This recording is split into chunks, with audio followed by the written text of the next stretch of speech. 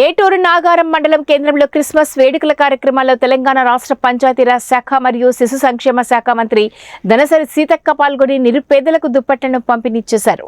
రాష్ట్ర మంత్రిగా బాధ్యతలు చేపట్టి మొదటిసారి ఏటూరు నాగారం మండలంలో కేంద్రానికి విచ్చేసిన సీతక్కకి ఎడ్లబండిపై మండల కాంగ్రెస్ నాయకులు అభిమానం తెలుపుతూ ఘన స్వాగతం పలికారు.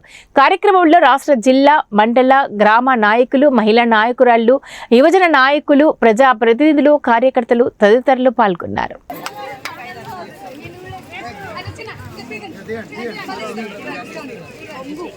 దయచేసి మన బీద ప్రజలకు మంత్రివర్యులు సీతక్క గారు 100 దుప్పట్లు తీసుకొచ్చారు.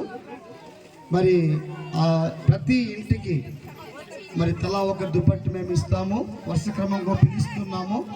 దయచేసి ముందుకు రావాలని మనవి చేస్తూ ఉన్నాను.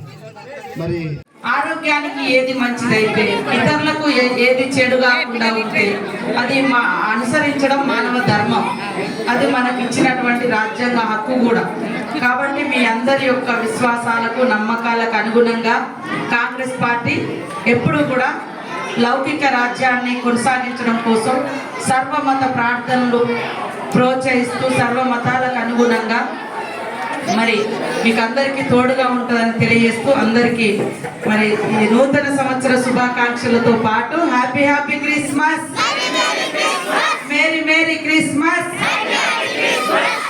ఎవరైనా ఉంటే వారిని మీరు సెలెక్షన్ చేసుకోండి, ఇవ్వండి. ఏదైనా తక్కువ పడితే కూడా నేను మళ్ళీ